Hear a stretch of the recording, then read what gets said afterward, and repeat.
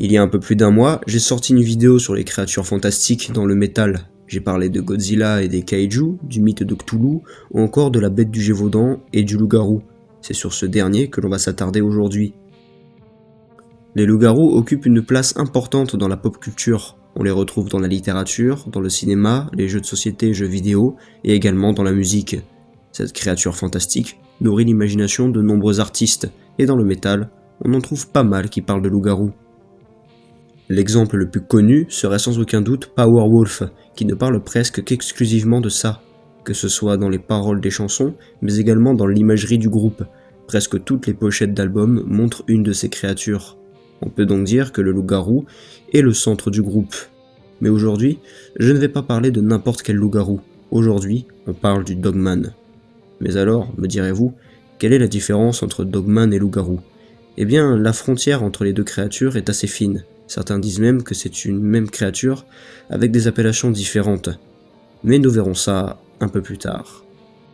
Je pourrais donc encore parler de Powerwolf, mais il y a un autre groupe qui a plutôt bien illustré ces créatures dans leurs chansons, et c'est Dogfacion Disco avec leur chanson The Darkest Day. Vous l'aurez compris, aujourd'hui on va parler cryptozoologie, histoire sordide et bon gros heavy metal américain. Bienvenue dans ce nouvel épisode du Métaliseur.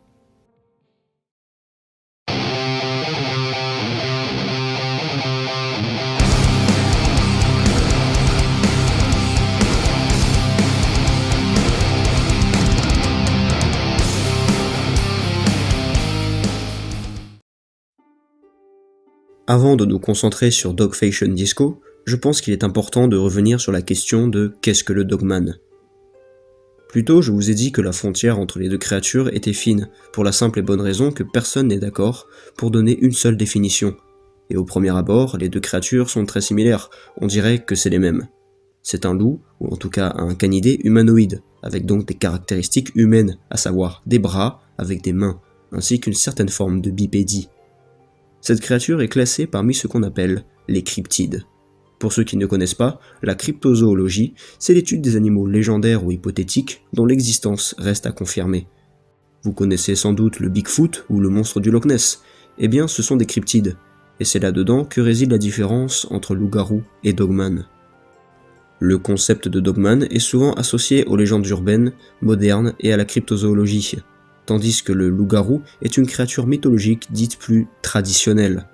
Dans la culture populaire, un loup-garou est généralement représenté comme un humain qui se transforme en une créature ressemblant à un loup, souvent pendant la pleine lune, et souvent associé au thème des malédictions. Le Dogman a donc un côté plus scientifique, dirait-on. Mais globalement, il n'y a aucune différence entre les deux créatures, tout n'est qu'une question d'appellation.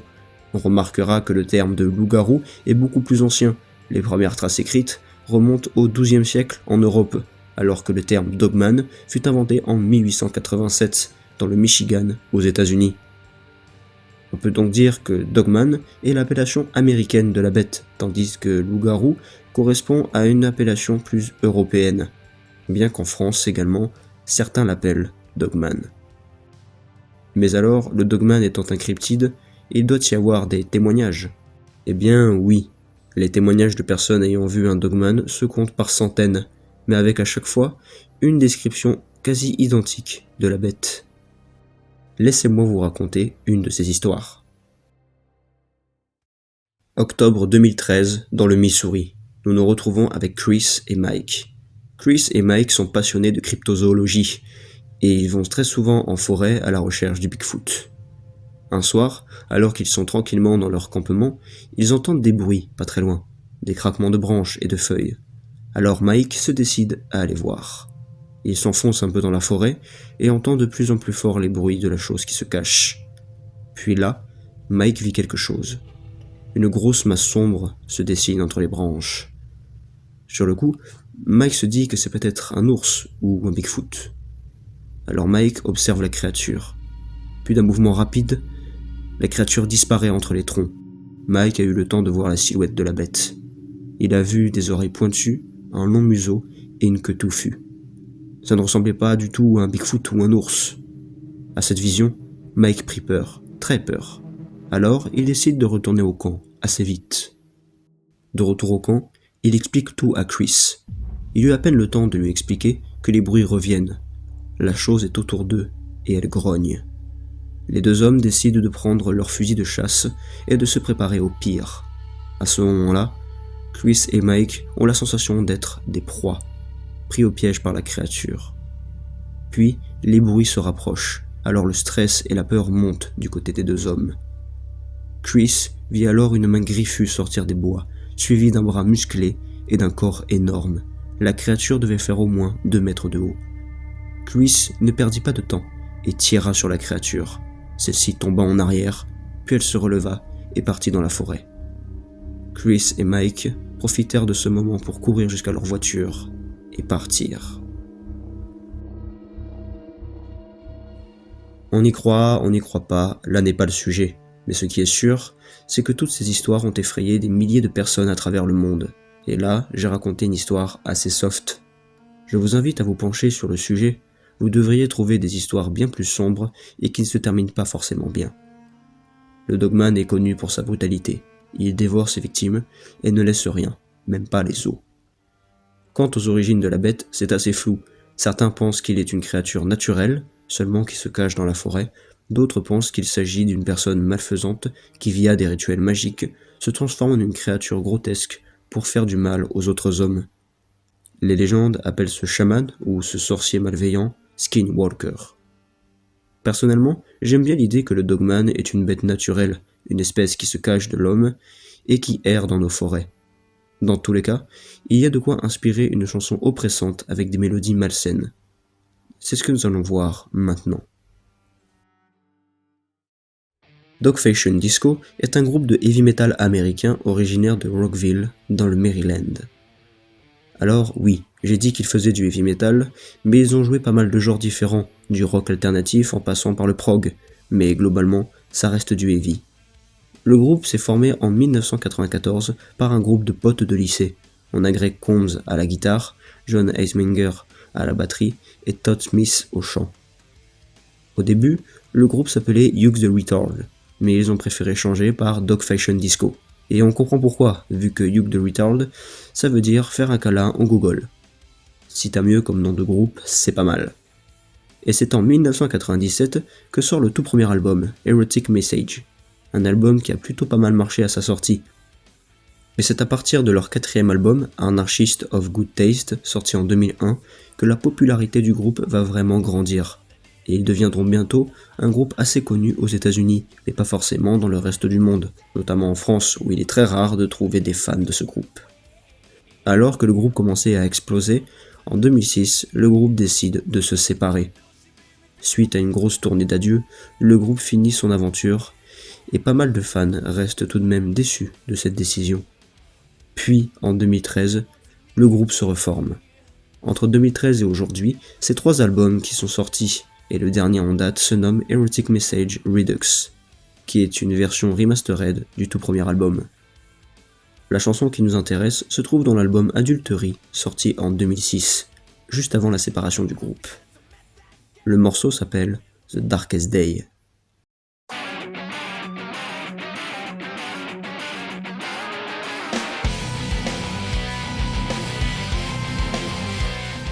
Ici, Dogfacion Disco nous plonge dans un univers sombre et oppressant. Déjà, l'instrumental. Les riffs de guitare sont lourds et nous laissent penser que quelque chose de puissant arrive. Les mélodies sont moroses et même malsaines à certains moments. Sur ce point-là, The Darkest Day crée une ambiance anxiogène très pesante. Mais ça se ressent également dans la voix du chanteur. On passe d'une voix étouffée, très sur la retenue, à des gros screams de détresse. Rien que dans la structure du morceau et l'instrumental, Dogfacion Disco nous donne une image de désespoir, comme si quelque chose d'inévitable allait arriver. Et là où c'est le plus intéressant, c'est dans les paroles. Les paroles dépeignent un paysage sombre et dystopique, avec des références telles que Flesh Colored Lips, Black Clouds et Cold Asylum, évoquant une atmosphère lugubre et morbide. Il y a une sensation d'aliénation et de désespoir. Le thème de la perte de l'espoir est récurrent, souligné par All Hope Someday Die.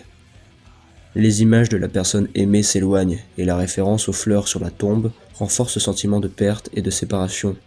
comme dans la phrase « I see you floating away from me » ou encore « You remind me of the flowers on your grave ».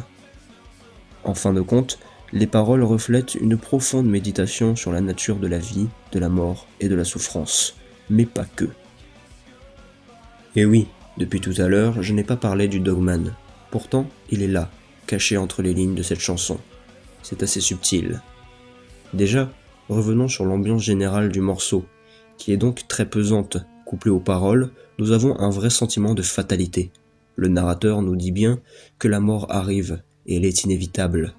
Nous avons la sensation qu'elle peut venir à n'importe quel moment, pour nous prendre, si elle le souhaite. Ainsi, je peux dire que le morceau montre un sentiment de danger imminent, ce sentiment qui revient constamment dans chaque témoignage de rencontre avec le Dogman.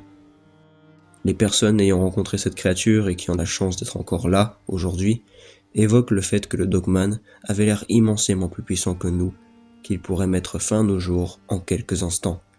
Dans le deuxième couplet qui suit le refrain, nous avons des enfants terrifiés, pourchassés dans les rues désertes, par des fous maniaques souriants avec des dents cannibales.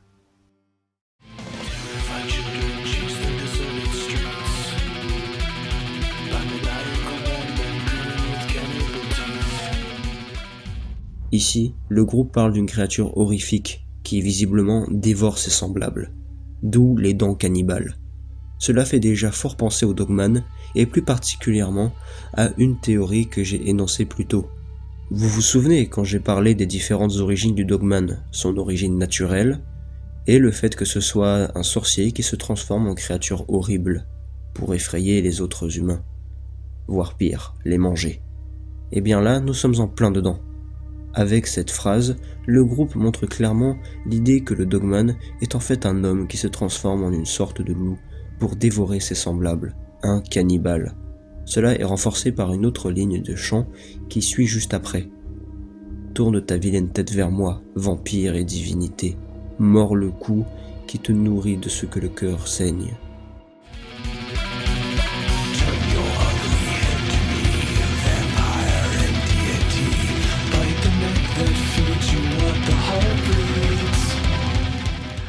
Le vampire n'est pas là par hasard. Un vampire, dans l'imaginaire collectif, c'est un homme qui boit le sang de ses victimes, mais dans les légendes amérindiennes, ça a un tout autre sens. En effet, dans ces légendes du Skinwalker, ce fameux sorcier doit boire du sang d'homme pour réussir à se transformer en monstre. Le Dogman de la chanson est donc bel et bien un Skinwalker. Dans la chanson, le Skinwalker ou le Dogman a décidé de s'en prendre à un groupe de personnes et de tout simplement les dévorer, jusqu'à ce qu'il ne reste plus rien. Ainsi, le sentiment de désespoir que l'on ressent dans la chanson est celui du narrateur, le dernier survivant de l'attaque, qui sait déjà qu'il va mourir lui aussi dans les mains du Dogman. C'est le jour le plus sombre. Nous avons pu voir que cette chanson, qui au premier abord n'a pas de rapport avec le Dogman, a bel et bien des indices qui montrent que le narrateur parle du Skinwalker. Pour prouver cela, nous avons analysé la musique sur le plan instrumental et ensuite nous nous sommes concentrés sur les paroles. Bien évidemment, tout n'est que sujet à interprétation du morceau, et mon interprétation est que le groupe parle bien du Dogman, de manière subtile mais bien réelle. De plus, le groupe aime bien parler de sujets un peu fantaisistes qui sortent de l'ordinaire, mais avec cette chanson, il parle de quelque chose de bien plus réel qu'on ne le pense. J'espère que la vidéo vous aura plu. Le Dogman et même la cryptozoologie en général est un sujet qui me passionne. Même si je n'y crois pas forcément, c'est une science très intéressante. C'est assez fou de se dire qu'il existe des créatures parmi nous qui n'ont pas encore été découvertes officiellement.